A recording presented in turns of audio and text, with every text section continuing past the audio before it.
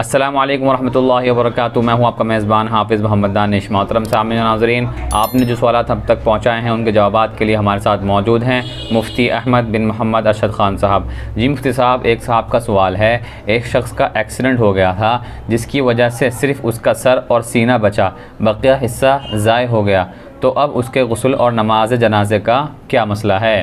बिस्मिल्लाहिर्रहमानिर्रहीम, अल्हम्दुलिल्लाहि वहदा वस्सलातु वस्सलामु अला मन ला नबिय्य बअदा, अम्मा बाद।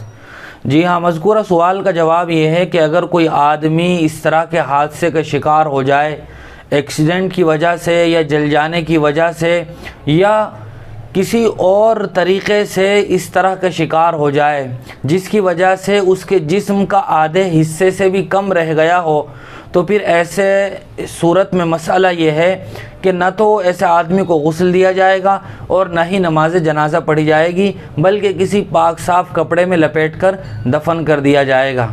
लेकिन अगर किसी जिस्म और डेड बॉडी का आधा हिस्सा या उससे ज़्यादा हिस्सा हो तो फिर ऐसे आदमी को गुस्ल भी दिया जाएगा, नमाज जनाजा भी पढ़ी जाएगी और वही तमाम तर अहकाम होंगे जो आम मय्यत के होते हैं। ये उस वक्त है जबकि डेड बॉडी का आधे से भी कम हिस्सा बचा हो किसी हादसे की वजह से, तो फिर न गुस्ल दिया जाएगा न नमाज जनाजा पढ़ी जाएगी। क़ारी उन्हें साहब गुजरात से मालूम करते हैं, एक शख्स का कोरोना से इंतकाल हो गया, अस्पताल वालों ने उसको पैक करके रखा है और खोलने की बिल्कुल इजाज़त नहीं है, तो गुस्ल और नमाज जनाजा के बारे में क्या मसला है? पिछले 1-1.5 साल से कोरोना नामी वबा बहुत कसरत के साथ दुनिया में फैली हुई है, जिसके नतीजे में बहुत सारे मसाइल ने जन्म लिया है। उलमा और फ़ुक़हा की जमात ने उन मसाइल का शरीयत की रोशनी में काफ़ी और शाफ़ी जवाब दिया है, चूँकि शरीयत इस्लामिया वो बेहतरीन तर्ज़ हयात है, दस्तूर ज़िंदगी है जो इंसान की हर लम्हा और हर मोड़ पर रहनुमाई करती है। शरीयत के बारे में ये नहीं कहा जा सकता कि उसमें फ़ुला हाल का या ये कि फ़ुला तरीक़े के लिए कोई रहनुमा उसूल और तरीक़ा मौजूद नहीं है। ये तो शरीयत इस्लामिया पर एक इल्ज़ाम होगा। शरीयत इस्लामिया में हर मौके के लिए और हर वक्त के लिए अहकाम मौजूद हैं। कोरोना नामी वायरस की वजह से बहुत बड़ा मसला वो ये पैदा हुआ है कि अगर कोई मुसलमान कोरोना वायरस की वजह से इंतकाल कर जाता है तो आम हुकूमत की जानिब से या WHO की गाइडलाइंस और रहनुमाइयों की वजह से यह हुक्म है ज़्यादा से ज़्यादा ऐसे आदमी से दूर रहा जाए ताकि उसके असरात दूसरे आदमी में न मुंतकिल हो जाएं। चुनांचे इसी वजह से गवर्नमेंट की तरफ से ऐसे आदमी को पूरे कपड़े वगैरह में लपेट दिया जाता है और दूसरे लोगों को उससे मुलाकात का मौका नहीं दिया जाता। मुसलमानों को उसके गुस्ल के भी मौका नहीं दिया जाता। याद रखना चाहिए कि ऐसे मौके पर शरीयत का हुक्म यह है कि ज़्यादा से ज़्यादा इस बात की कोशिश की जाए, इंतज़ामिया को और एडमिनिस्ट्रेशन को एतमाद में लिया जाए कि हम तमाम तर एहतियाती तदाबीर का एहतमाम करते हुए मय्यत को गुस्ल देंगे, ये उनको यकीन दहानी कराई जाए।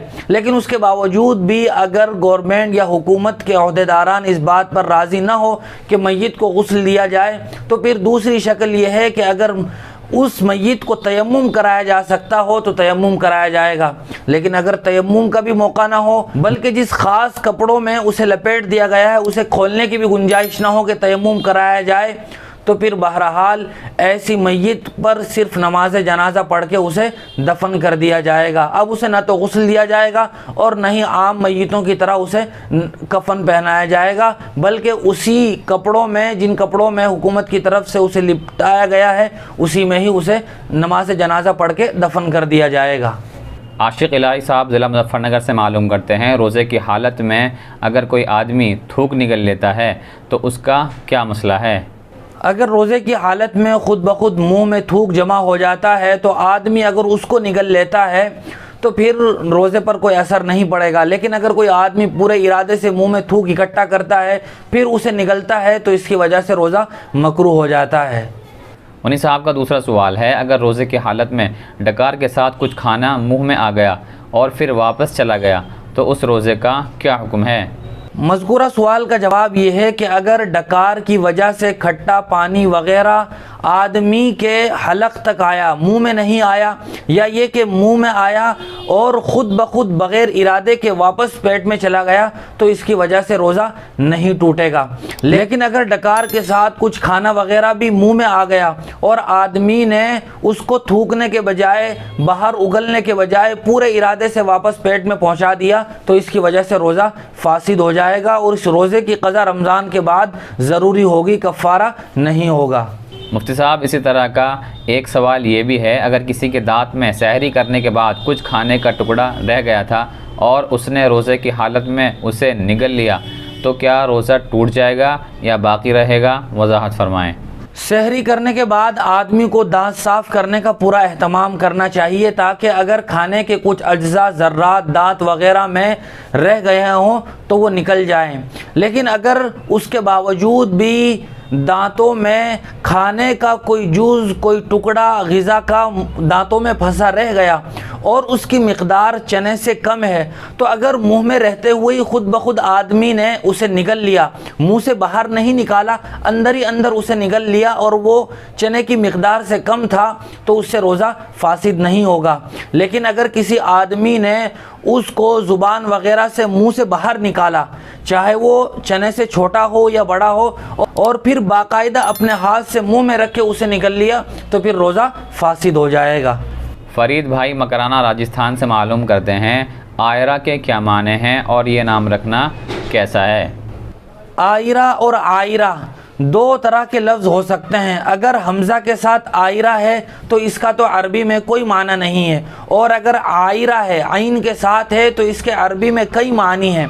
एक तो इसका माना राज का फाश कर देना है, इसी तरह इसका एक माना हैरान व परेशान है, और एक माना भेंगी वग़ैरह है। लेकिन इन माना में से कोई माना भी ऐसा नहीं है जिसकी वजह से ये नाम रखा जाए आयरा।